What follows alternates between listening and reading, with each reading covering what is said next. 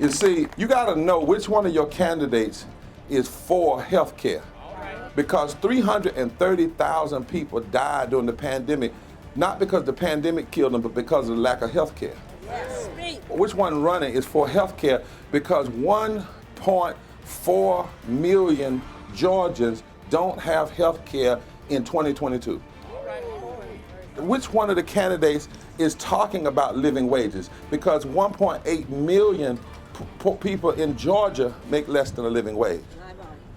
Which candidate is talking about addressing poverty? Because 48% of Georgians are poor.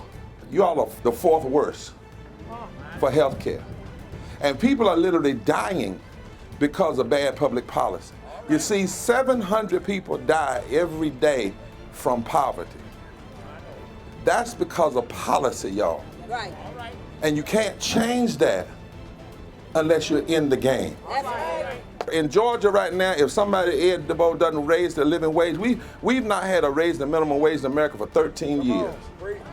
Since 2009. Ridiculous. And the Voting Rights Act has been gutted for 9 years. Thank you. 9 years.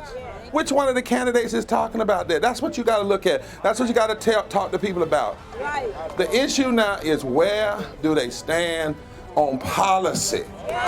But there was a guy in Georgia named Henry McNeil Turner. Y'all know about him? Oh, yeah. He was a bad black man. Yeah. He was a former slave. Oh, yeah. And after slavery, he became a Georgia state legislator. Yes. Legislator. And then the bishop in the AME church. Yes. This is what he said in 1870. And I have decided that I'm not going to let black folk that were in 1870 be bolder than I am in 2022. Because they could have got killed back then. Right. I mean, we may, but it's not likely. Both folk not doing the kind. But I'm not going to let Harriet Tubman and Frederick Douglass and them have more guts Yes. and more courage. And they did more with less. We got to do more with more. Listen to what he said, and I'm through. Bishop Turner said, he was on this floor of the Georgia legislature. He said, let me tell you all something. They had told him what he couldn't do. He said, I am a member of this body.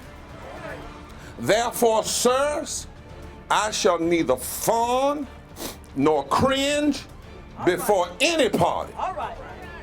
I will not stoop, and I will not beg. Yes. I am here as a black man Yes. to demand my rights, and I will hurl thunderbolts at any man who would dare cross the threshold of my manhood. I'm not interested in picking up crumbs of compassion. I want to sit at the whole table. I want the full menu of all my rights. I'm telling you, in the spirit of a Georgian named Henry McNeil Turner, it's time to turn your votes into thunderbolts. And you ought to start throwing some thunderbolts at folk lying to you. You ought to start throwing some thunderbolts at those who are blocking health care and blocking living wages and trying to take. You don't have to physically try. Let that vote be a thunderbolt. In fact, every vote ought to sound like thunder. Good God from Zion. Every time somebody casts it, it ought to sound like thunder. In fact, the Bible says when God speaks, it sounds like thunder. And is there any thunder in Columbus? Oh, have mercy, Jesus. Is there any thunder in Georgia? Is there anybody ready to throw some thunder until you shake up this political season? Whatever you do, go get them. Because we need to hear some thunder coming out of Georgia. Are you ready to thunder? Thunder! Thunder! Thunder! Shake it up! Thunder! Thunder! Thunder! Until change comes.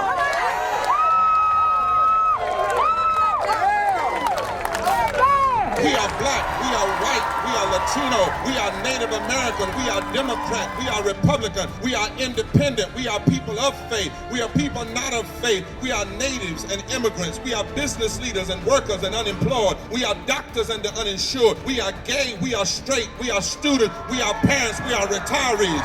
We are America, and we're here, and we ain't going nowhere.